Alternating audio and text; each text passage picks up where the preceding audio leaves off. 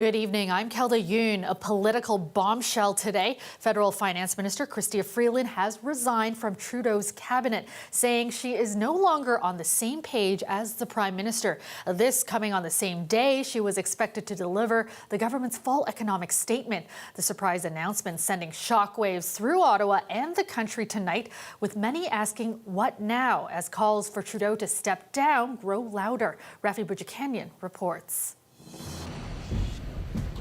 From a minister's departure Justin Trudeau knew about. I've advised the Prime Minister earlier this fall that I will not be seeking re-election as a Member of Parliament for Central Nova during the next campaign. To another that landed as a bombshell. Chrystia Freeland, instead of delivering a fall economic statement, publishing this letter, where she wrote, "On Friday, you told me you no longer want me to serve as your finance minister and offered me another position in cabinet. The only viable path is for me to resign." Also saying she and Trudeau have been at odds about the best path forward for Canada, calling out costly political gimmicks the country can ill afford as it faces U.S. President-elect Donald Trump's tariff threat. What the I mean, how does the Prime Minister, on the eve of a statement that we've been waiting for months, deep six his finance minister and think that things are going to be normal? The reviews from some of Trudeau's own caucus no less scathing. Let's put it this way. Firing a Minister of Finance who has served you extremely well is not what I would call a trustworthy move. And that's all. Should you resign? Yes. I've been a great defender, but I just don't see how we move forward. I think he needs to go, yeah. Calls echoed by the opposition. Now is the time for a carbon tax election to turn the decision away from me or Mr. Trudeau. I'm calling on Justin Trudeau to resign. He has to go. While Trudeau hurriedly had veteran cabinet member Dominic LeBlanc sworn into finance. Do solemnly and sincerely promise and swear. As other ministers had this to say about Monday's events. The moment now is for us to focus on the best interest of Canadians. That's what we're doing. Chrystia Freeland is a good friend, someone I work with very, very closely as President of the Treasury Board and Minister of Transport. This news has hit me really hard. At least 6 Liberal MPs have publicly called on Trudeau to resign today as he meets with his caucus to discuss next steps. Rafi Boudjikanian on CBC News, Ottawa. In light of Freeland's surprise announcement, the fall economic statement was instead delivered by Liberal House Leader Karina Gould this afternoon in the House of Commons. Ashley Burke has those details. A media lockup unlike any other. Journalists showed up to view embargoed copies of the government's fall economic statement just as the finance minister set to deliver it stepped down. From Finance Minister, Deputy Prime Minister Chrystia Freeland, that she in fact is no longer going to be a finance minister and indeed is resigning from the cabinet. Amid the bombshell news, the very document stayed shrouded under black sheets for almost 4 hours. It was unclear if it would be released at all until early afternoon. We finally got our hands on this document with about 2 hours rather than 6 to parse through nearly 300 pages of macroeconomic forecasts. And this document is one of the reasons for the split between Freeland and the Prime Minister. Freeland wrote, in the face of Donald Trump's tariff threats, it was important to keep Canada's fiscal powder dry and avoid costly political gimmicks. The budget includes $1.6 billion for a tax break on holiday essentials. In total, there's more than $24 billion in new spending over the next 6 years. And the government didn't stick to its own self-imposed target to keep the deficit down around $40 billion. It's close to $62 billion for the last fiscal year. This financial expert says it's due to one-time costs from COVID liabilities and Indigenous lawsuits.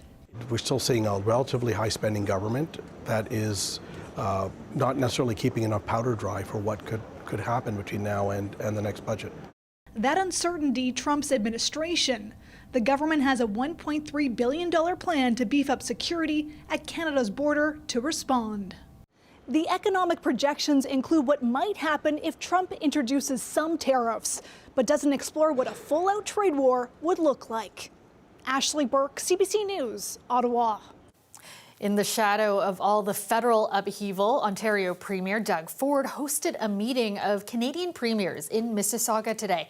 The focus of the talks, how to deal with the tariff threat from U.S. President-elect Donald Trump. Queen's Park reporter Lorenda Redekop was there.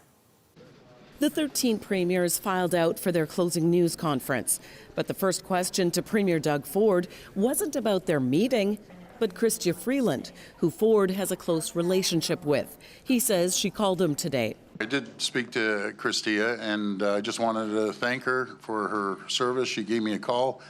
I did put her on speaker with the rest of the premiers. We have a good relationship with Chrystia over the years. I just want to wish her all the best.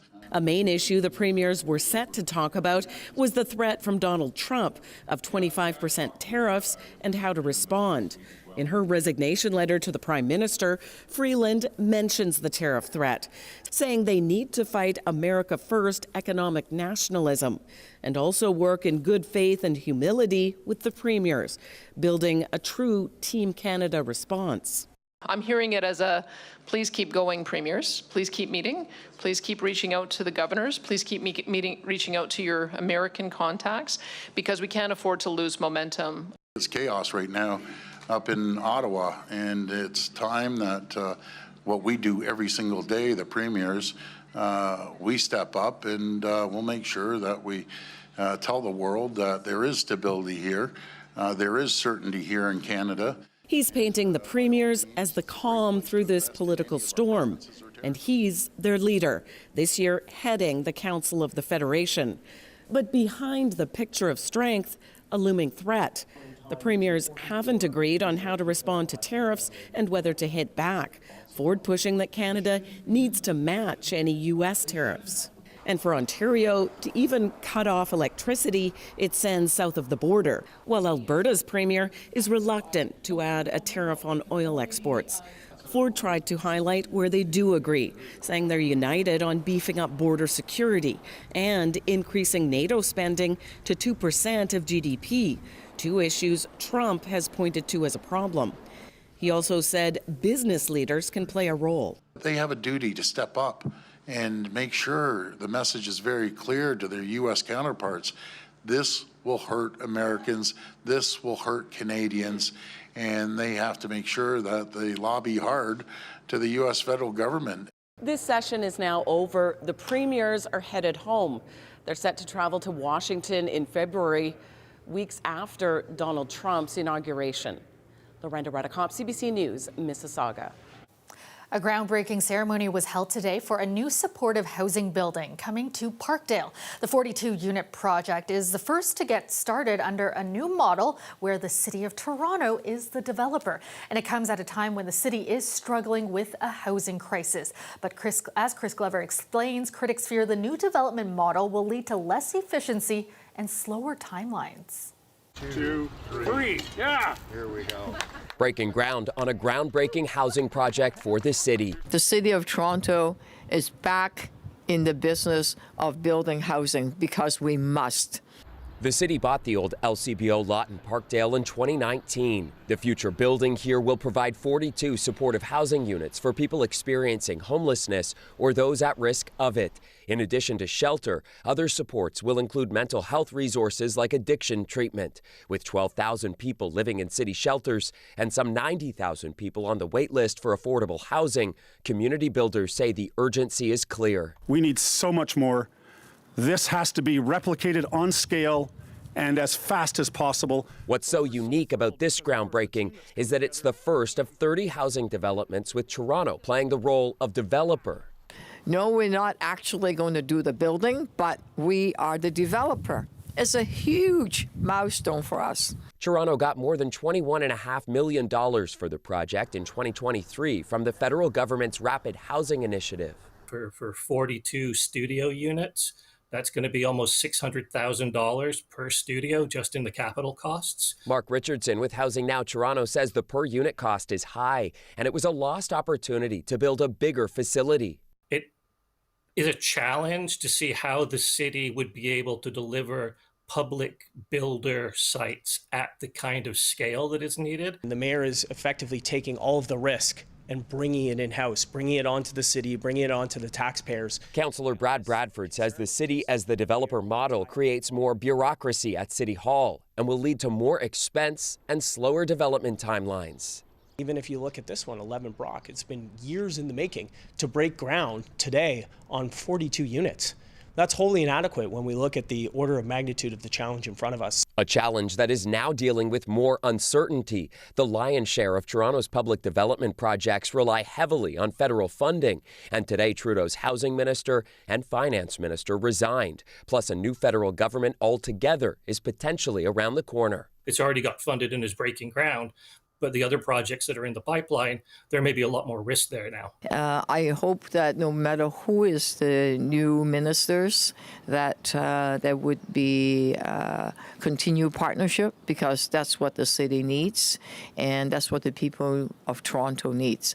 And Chow is banking on it, given that this is the first of 30 public development projects. She hopes it can be a blueprint for the future. Chris Glover, CBC News, Toronto. And after a midterm council shuffle, we're learning tonight that Brad Bradford is losing his spot as vice chair of Olivia Chow's Housing Committee. Francis Nunziata has been appointed to the role in his place. Bradford has released a statement reacting to the move, calling it disappointing.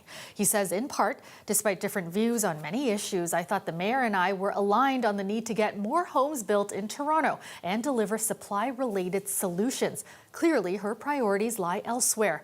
I want Toronto to succeed. That is why I cannot agree with the direction the administration is going on the housing file. Canada Post workers have been ordered to end their strike and be back on the job tomorrow. 55,000 members of the Canadian Union of Postal Workers have been on the picket lines for about a month. Now, on Sunday, the Canada Industrial Relations Board ordered an end the work stoppage. The board has ruled the two sides are at an impasse and unlikely to reach a deal before the end of the year. Now, business groups and consumers have been calling for government intervention. The strike has interfered with holiday shopping and deliveries.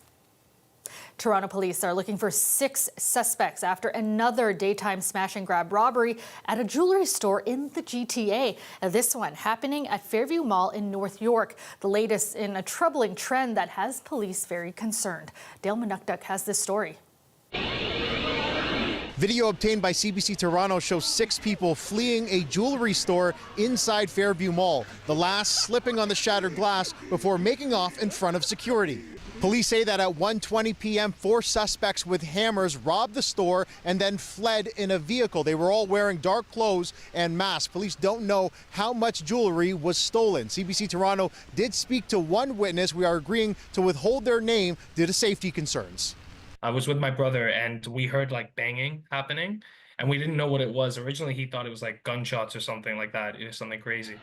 The video also shows 2 security guards filming the robbery. We spoke to one private security expert who says that security is often ordered to not engage, instead observe and report. And that's due to issues of liability and insurance coverage. But that didn't stop many of the witnesses from questioning what security was doing. At the time, everyone was kind of like looking at them like, what are they doing? You know, and even, I'm not going to lie, that was going through my mind as well. Initially, it was crazy to me that they were just kind of standing there, you know, recording. But then the more I thought about it, you know, there is only so much they could do. 2 minutes after the robbery, police say that a collision involving 2 vehicles happened here at Fairview Drive Mall and Don Mills. One vehicle went into a pole. The people inside one of the cars fled the scene. The driver of the other car remained on scene and was taken to hospital with non-life-threatening injuries. It's unclear which vehicle belonged to the people who fled, but police do confirm the crash is part of the robbery investigation. This is the latest in a string of jewelry store robberies this month and the second in as many weeks at a Cadillac Fairview Mall. Dale Manukduk, CBC News, Toronto. Ahmed El-Didi, the Toronto man accused of plotting an ISIS-inspired mass murder in the city, is now facing war crimes charges. El-Didi and his son Mustafa appeared in a Newmarket court today. Both were arrested back in July for their alleged Toronto terror plot. CBC News has learned that the elder El-Didi is now facing 4 war crime charges, including murder, mutilation, and torture, all allegedly happening overseas before he came to Canada. He has been linked to a violent ISIS propaganda video posted online back in June 2015. The family of a Mississauga man sentenced to life in prison in Dubai is fighting to bring him home. The 64-year-old was jailed after airport officials found cannabis in his bag during a layover on his way to South Africa. Tyler Cheese has his story. Our hearts are broken because he's not going to be home for Christmas. Kevin O'Rourke was arrested during a layover in the United Arab Emirates on July 3rd. He was on his way to South Africa when airport officials in Dubai found 50 grams of cannabis and 60 grams of CBD oil in his luggage. This is a 64-year-old man who made a mistake. I totally understand that. In October, after months in a detainment center, O'Rourke was sentenced to life in prison. And, making matters more difficult, he suffers from Addison's disease, an autoimmune disorder that makes him susceptible to infections. The cannabis found in his luggage, mostly CBD products, were used to help with pain management. To say that he's going to have to spend the rest of his life in a foreign country by himself, not be able to, at 64, a life sentence could be, and with his illness, a life sentence could be months or weeks. So that's really what we've been fighting for this whole time. And she says O'Rourke has not always been able to receive the medication he needs during his detainment. He's also undergone surgery due to an infection twice. And he still has an open wound. They can't close it up now. It's been open for almost 4 months now. Still fighting infection. His family has been working with lawyers and the Canadian consulate to try to get him home. Global Affairs Canada recently issued a statement saying consular officials are in touch with United Arab Emirates authorities about O'Rourke, but cannot share any other details for privacy considerations. But at least one expert says there's hope. And there is some leeway for Dubai to look at the issues in the case, look at the human rights element of the case, and the fact that he needs ongoing medical attention, which he simply won't get in a Dubai prison. She says in most cases similar to O'Rourke's, the products are confiscated at the airport and people are fined, deported, or sometimes even allowed to stay in the country. They could deport him, fine him, send him back to Canada instead of imprisoning him in their system. She thinks the Canadian government needs to make more diplomatic effort to help him. In 2021, detained in Dubai worked with the government to bring home Andre Gauthier, a Quebec man detained in Dubai for 6 years on fraud charges. The Canadian government, after quite a bit of lobbying, eventually really stood up for him diplomatically and managed to get him home to Canada. For now, all O'Rourke's family can do is wait and hope. He has a hearing to appeal his life sentence on Christmas Day. Tyler Cheese, CBC News, Mississauga. CBC Toronto reached out to the UAE Embassy in Ottawa for comment on O'Rourke's situation, but did not hear back in time for broadcast. A Toronto institution is celebrating a big milestone today. Holland Bloorview Kids Rehabilitation Centre marking its 125th birthday. 1899 is when 22 women came together, formed the Ladies' Committee to identify a home for children who were not receiving the care they needed at that time. And that was really the beginning of volunteerism and leadership. The supports at Holland Bloorview are phenomenal. Everyone is always so kind and it feels like a home away from home. I think that Holland Bloorview has given me the confidence and the skills to lead an independent life that I live now, and I'm able to go out into the world and use my voice. There was cake on hand, of course. Staff also held a time capsule ceremony showing how care is given today. The time capsule will be put away until 2074 when the hospital will mark 175 years. Holland Bloorview is the only hospital of its kind in Canada focused solely on youth rehabilitation and disability. We'll be right back.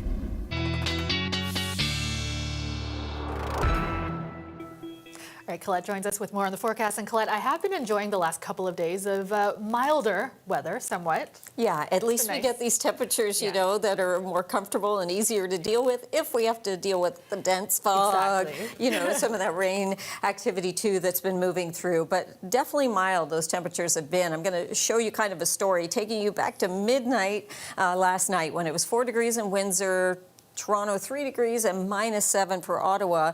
And if we just play this forward and kind of take you to even 9 a.m., the temperatures were coming up. Windsor was already at 7. Okay, still -4 in Ottawa. That's not exactly balmy, but it had come up there too, as you might expect.